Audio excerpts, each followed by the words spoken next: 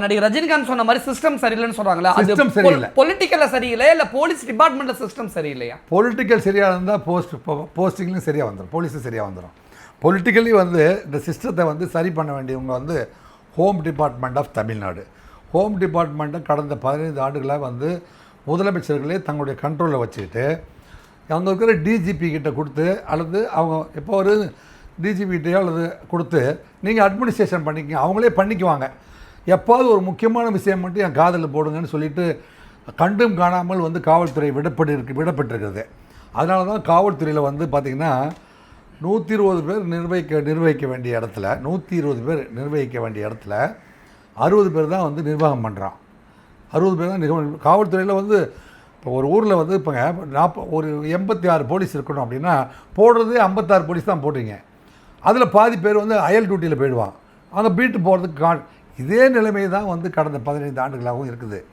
இதை வந்து எத்தனையோ முறை வந்து காவலர்கள் யாராவது போய் இதை வந்து யூனியன் கிடையாது, காவல்துறைக்கு போய் எடுத்து சொல்வதற்கு எந்த ஏஜென்சியும் கிடையாது.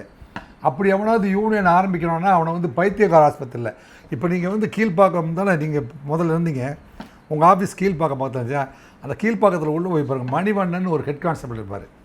அவர் வந்து காவல்துறைக்கு உரிமை இல்லை, என்னங்க இது மாதிரி வந்து லீவு கொடுக்க மாட்டேங்கிறாங்க, காவல்துறையுடைய நலன் பார்க்கப்படவில்லை அப்படின்னு சொன்னோன்னே அவரை சஸ்பெண்ட் பண்ணி மறுபடியும் பணிக்கு எடுத்துக்கங்கன்னு சொன்னதுக்கப்புறம் அவர் வந்து மென்டல் ஆஸ்பத்திரியில் பணிக்கு எடுத்திருக்காங்க. அவர் கடந்த 5-6 ஆண்டுகளாக மென்டல் ஆஸ்பத்திரியில் தான் இருக்கார். நீங்கள் போய் பார்த்து அவர் ஒரு பேட்டி எடுங்க. அதாவது காவல்துறை பண்ணிட்டு போகிறாங்க மீடியாவை மீட் பண்ணால் இல்லை, நீங்கள் போய் தனியாவது கேட்டு தெரிஞ்சுக்கங்க. என்னங்க மணிவண்ணன், விஜயகுமார் போன்றவர்கள்லாம் வந்து இந்த மாதிரியான கஷ்டத்தை, அதாவது ஏடிஜிபி வெல்ஃபேர் அப்படின்னு ஒன்று இருக்கார், காவலர் நலம், அங்கே போனால் தமிழ் எழுதியிருப்பாங்க காவலர் நலம் அப்படின்னு. What is the duty of the ADGP நலம் அப்படிங்கிறதுக்கு அந்த நலமில் இருக்கிற ஆட்களே வந்து இப்போ இது மாதிரி யாருக்கெல்லாம் வந்து போஸ்டிங் கிடைக்கலையோ, ஓய்வு கிடைக்கலையோ, லீவு கிடைக்கலையோ, அவங்க போய் நலம் அவர் போய் பார்த்தா அவர் வந்து அதுக்கு ரெட்ரஸல் கொடுக்கணும். அவர் வந்து ரூமுக்குள்ளே விட மாட்டார், ஏன்னா அவருக்கு அதற்கான அனுமதி அரசு வழங்கவில்லை. இந்த மாதிரி கஷ்டப்படுறவங்கெல்லாம் போய் இந்த இடத்துல ரெட்ரஸல் தேடிக்கலாம் அப்படிங்கிற அனுமதியே வந்து ஏடிஜிபி நலனுக்கு கொடுக்கப்படவில்லை.